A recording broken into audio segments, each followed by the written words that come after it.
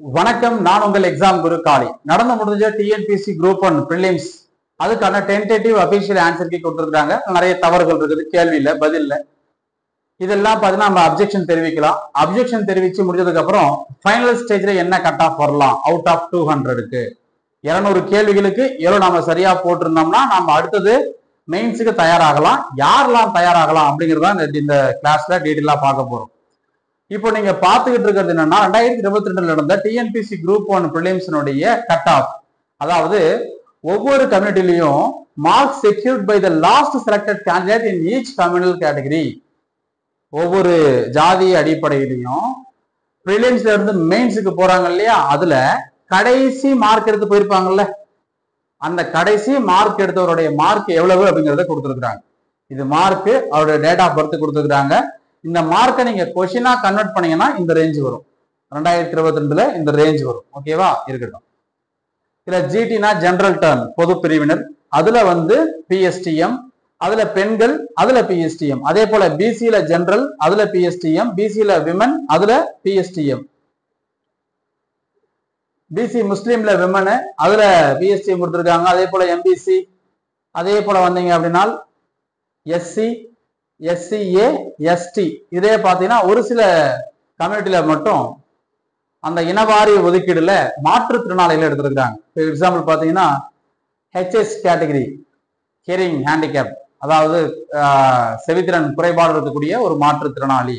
அதே போல இதில் பார்த்தீங்கன்னா சிபி, எல்சி, டிஎஃப், ஏசி, மட் இதெல்லாம் கொடுத்துருக்காங்க, எம்யூடி எல்லாம் கொடுத்துருக்காங்க. ஸோ இதெல்லாம் பார்த்தீங்கன்னா அந்தந்த இனவாரியான சுழற்சியில இனவாரியான ஒதுக்கீடு அடிப்படையில அவங்களுக்கு வாய்ப்புகள் கொடுத்துருக்காங்க. இந்த வாட்டி யாருக்கெல்லாம் எவ்வளவு வேகன்சி எல்லாம் இந்த மாதிரி பிடபிள்யூடிக்கு ஒதுக்குறாங்க அப்படிங்கிறதே நம்ம வேகன்சியில கொடுக்கல, நோட்டிபிகேஷன்ல கொடுக்கல. அதனால நம்ம முன்னாடியே அதை நம்ம ப்ரெடிக்ட் பண்ண முடியாது எவ்வளவு வரும்ன்றலாம். சரி, ஸோ இதுல பாத்தீங்கன்னு வச்சுக்கோங்களேன், இதெல்லாம் வந்து உங்களுக்கு மார்க்கா இருக்கு. மார்க் சொன்னா நமக்கு புரியாது. நம்ம 200 கேள்விகளுக்கு எவ்வளவு அப்படிங்கிறத பார்க்கலாம். இது 2022ல, இது 2024, அதாவது இப்ப நடந்த குரூப் 1க்கான விஷயம். சரிங்களா, நல்லா கவனிங்க. 2022ல பொறுத்தவரையில ஜெனரல் 140. அப்படியே இந்த மார்க் பாத்தீங்கன்னா மாறி மாறி வந்துகிட்டு இருக்கும்.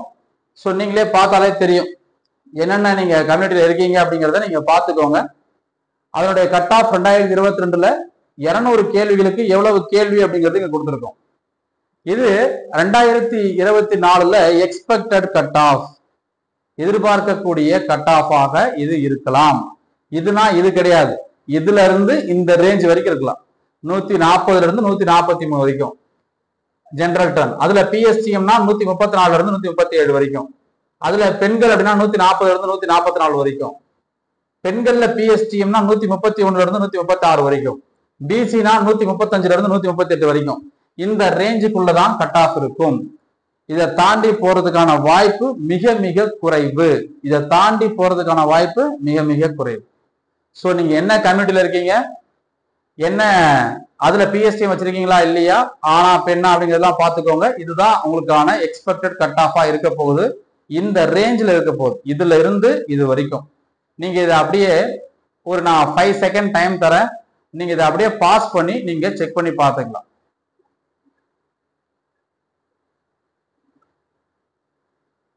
டன். இப்போ அடுத்தது பாருங்க, இதுலயே எம்பிசி, எஸ்சி, எஸ்சிஏ, எஸ்டி வரைக்கும். இது 2022ல, இது 2024ல எக்ஸ்பெக்டட். ஸோ இப்போ ஒரு எக்ஸாம்பிள் எடுத்துக்கலாமே. எஸ்சில விமன் இருக்காங்கன்னு வச்சுக்கோங்க. எஸ்சி விமன் அவங்க 131ல இருந்து 135 ரேஞ்சில இருக்கலாம். அதுலயே பிஎஸ்டிஎம் வச்சிருக்காங்கன்னா 120ல இருந்து 125 ரேஞ்ச் இருக்கலாம். எஸ்சி ஏல ஜெனரலா இருக்காங்கன்னா 128, 132. அதுவே பிஎஸ்டிஎம் வச்சிருக்காங்க அப்படின்னா 114ல இருந்து 119. எஸ்டில ஜெனரல், எஸ்டி 120ல இருந்து 125. எஸ்டில விமன் பிஎஸ்டிஎம் வச்சிருக்காங்க அப்படின்னா 84ல இருந்து 90க்குள்ள இருக்கலாம். ஸோ இது 2022ல இருந்து 24 இந்த ரேஞ்சில கட் ஆஃப் இருக்கிறதுக்கான வாய்ப்புகள் அதிகம். இதை தாண்டி போறதுக்கு திரும்பவும் சொல்றேன், இதை விட அதிகமா இருக்கிறதுக்கு வாய்ப்பு இல்லை. இந்த ரேஞ்சுக்குள்ளார இருக்கிறது தான் வாய்ப்பு இருக்கு. சரிங்களா, ஸோ இதுவும் நான் ஒரு 2 செகண்ட் டைம் தரேன், பாஸ் பண்ணி நீங்க செக் பண்ணிக்கோங்க.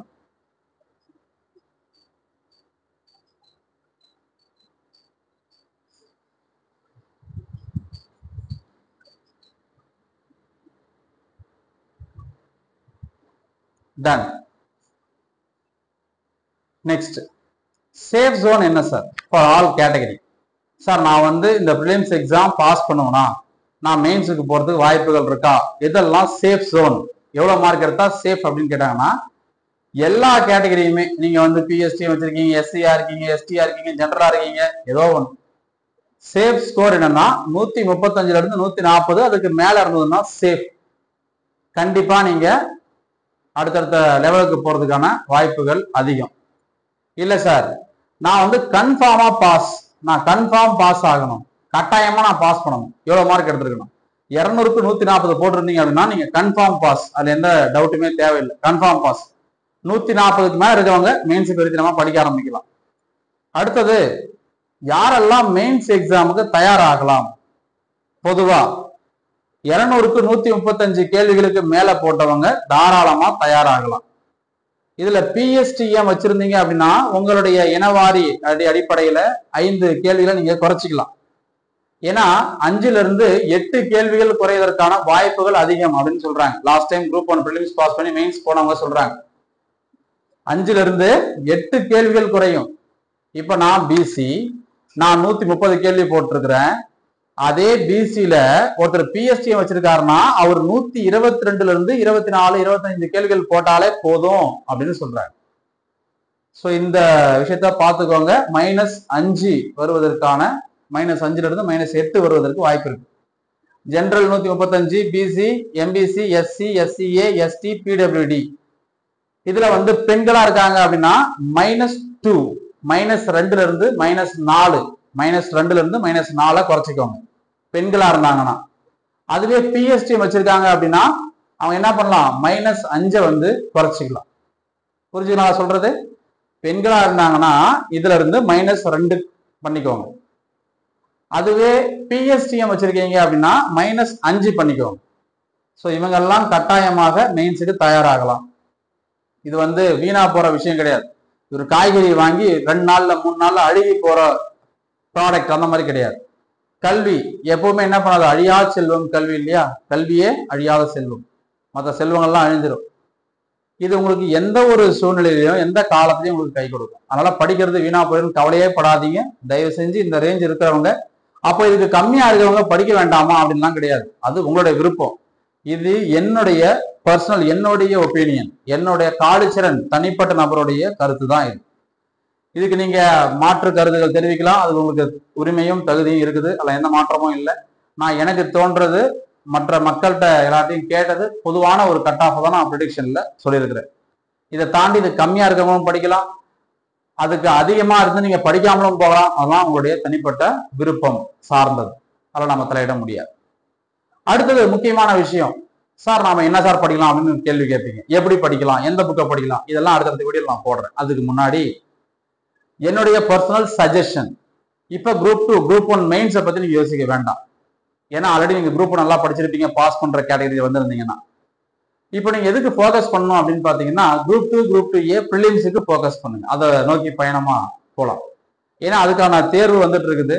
இந்த நேரத்துல போய் அதை விட்டுட்டு இதுக்கு நம்ம ஃபோக்கஸ் பண்ணோம் அப்படின்னா சில பேர் கேட்பாங்க அந்த மதில் மேல் பூனை மாதிரி, சார் எனக்கு வருமா வராதா, வருமா வராதா, இந்த வீடியோக்கிலே கட் ஆஃப் போடுவாங்க, நான் இந்த கம்யூனிட்டி சார் இவ்வளவு மார்க் எடுத்தோம் சார், கிடைக்குமா கிடைக்காது, தயவு செஞ்சு போடாதீங்க. நான் உங்கள்ட்ட ரெக்வஸ்டா கேட்கிறேன், தயவு செஞ்சு போடாதீங்க. ஏன்னா யாருக்குமே தெரியாது, எனக்கு இல்ல டிஎன்பிசி போர்டில் ஒர்க் பண்ற சேர்மனுக்கே தெரியாது, அவருக்கே இப்ப சேர்மனே இல்லாத ஒரு விஷயம், பொறுப்பு தலைவர் தான் இருக்கிறார், யாருக்குமே தெரியாது. நம்ம எடுக்கக்கூடிய ஒவ்வொருத்தரும் எடுக்கக்கூடிய மார்க்கை வச்சுதான் யார் அதிக மார்க் எடுக்கிறாங்களோ அதுல இருந்து தான் கவுண்ட் பண்ண போறாங்க, அதுல கட் ஆஃப் நிர்ணயம் பண்ண போறாங்க. அதனால யார் தயவு செஞ்சு சொல்றதையும் கேட்காதீங்க, டைம் எடுத்து வேஸ்ட் பண்ணாதீங்க, அடுத்தடுத்த தேர்வுக்கு தயாராகுங்க. இது ரிசல்ட் வரும்போது வரட்டும். ரிசல்ட் எப்போ வரும்னு கேட்பாங்க, அடுத்த கேள்வி. ஜூலை போயிடுச்சு, ஆகஸ்ட் கண்டிப்பா கொடுக்க மாட்டாங்க, ஆகஸ்ட், செப்டம்பர், அக்டோபர். என்னுடைய கருத்து, என்னுடைய கணிப்பு என்னன்னு பாத்தீங்கன்னா அக்டோபர்ல வர்றதுக்கு வாய்ப்பு இருக்கு. ஏன்னா ஏற்கனவே எழுதின குரூப் 4க்கே இன்னும் முடிவு தெரியாம இருக்கு இல்லையா, அப்போ குரூப் 4 வந்ததுக்கு அப்புறம் தான் குரூப் 1 வர்றதுக்கு வாய்ப்பு இருக்கு. என்னுடைய கணிப்பு அக்டோபர்ல வர்றதுக்கு வாய்ப்பு இருக்கு, கண்டிப்பா அடுத்த மாசம் வராது, அதுல எந்த மாற்றமும் இல்லை. செப்டம்பர், அக்டோபர் அதை தாண்டி போறதுக்கு தான் வாய்ப்பு இருக்கு ப்ரிலிம்ஸ் ரிசல்ட். அதுக்கு முன்னாடி செப்டம்பர்ல நாம என்ன பண்ணிடலாம், எக்ஸாமே எழுதிடலாம், குரூப் 2 குரூப் 2 எக்ஸாம் எழுதிடலாம். அதனால குரூப் 2 குரூப் 2 எக்ஸாமை நீங்க ஃபோக்கஸ் பண்ணுங்க, வேற எதுவும் தயவு செஞ்சு ஃபோக்கஸ் பண்ணாதீங்க இப்போதைக்கு. சைட் பை சைட் நான் படிக்கிறேன் சார்னா தாராளமா படிங்க, தப்பு இல்லை. நான் அடுத்தடுத்த வீடியோல என்ன படிக்கணும், என்ன புத்தகத்தை ஃபாலோ பண்ணணும், எப்படி தயாராகணும் அப்படிங்கிறதெல்லாம் நம்ம ஸ்டெப் பை ஸ்டெப்பா வீடியோ போடுறோம். நீங்க உங்களுடைய ஒரே குறிக்கோள் இப்போதைக்கு இதை அப்படியே மறந்துடுங்க, கொஞ்சம் மனசுல கொஞ்சம் ஓரத்துக்கு வச்சுட்டு குரூப் 2 ஏவை வந்து ஃபோக்கஸ் பண்ணுங்க. Right? So all the very best. நல்லா படிங்க. இந்த குரூப் 1 ரிசல்ட், இதுல அப்ஜெக்ஷனு, அதுல வரக்கூடிய எவ்வளவு கேள்விகள் வந்து தவறுன்னு அறிவிக்கிறாங்க, இல்ல அந்த கேள்விகளுக்கு ஒரு 10 கேள்வி தப்புனா எல்லாருக்கும் 10 மார்க் கொடுத்துட்றாங்களா அப்படிங்கிறதெல்லாம் பொறுத்திருந்து தான் பார்க்க முடியும். இப்ப யாருக்கும் அதுக்கான எந்த பதிலும் இருக்காது, தெரியாது. இதுதான் உண்மை. அதுக்காக காலத்தை வீணாக்காதீங்க. சரிங்களா? ஸோ மீண்டும் ஒரு முறை இங்க நம்ம சொன்ன விஷயத்த பார்த்துக்கோங்க. இது 2022 நடந்த பிரிலிம்ஸினுடைய கட் ஆஃப். Okay, thank you.